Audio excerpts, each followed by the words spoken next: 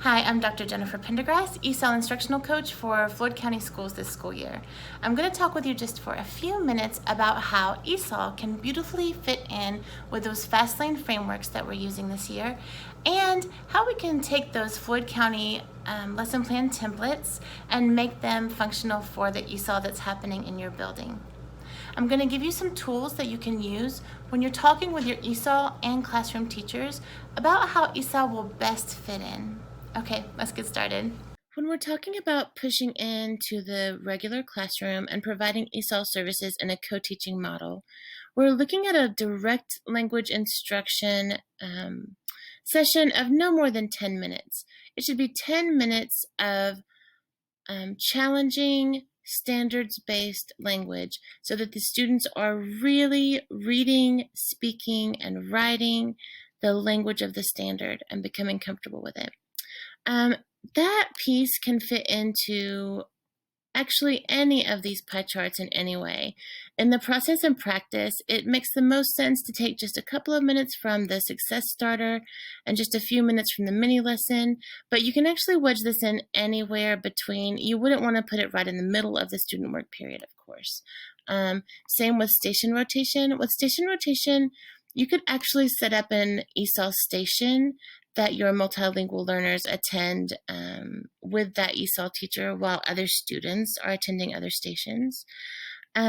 For distributed teach and process, there are two content teacher driven mini lessons, and so you could tack this language lesson onto either one, or you could do 5 minutes in one and 5 minutes in another.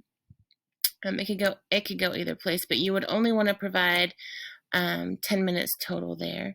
And then in exploration and extension, you want to have it somewhere close to probably either the beginning or the end of class to sum up the language that's happened, because so much of this one is actually student driven.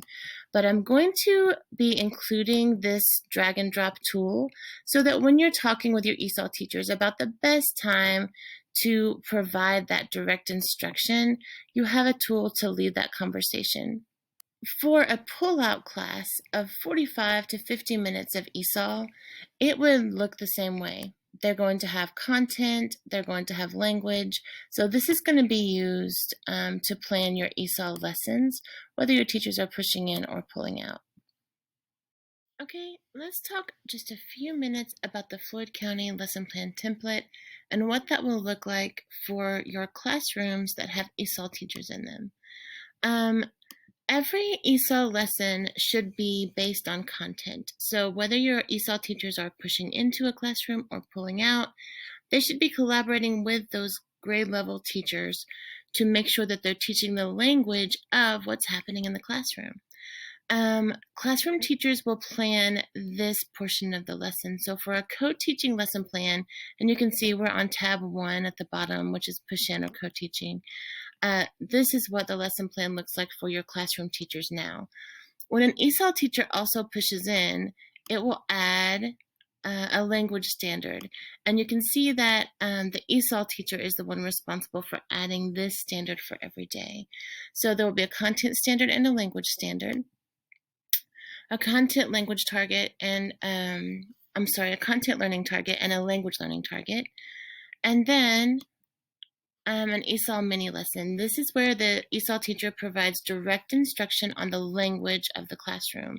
Now, this is beneficial in a co-teaching setting because all students are academic language learners. And so when we give them the tools to and empower them to use the language of the standards, that is when we see huge growth on our test scores. So this is an empowering thing for all of your students. Those 10-ish minute mini lessons should be leveled so that all of your students are being challenged. The last addition for a co-teaching lesson plan will be this differentiation bar at the bottom.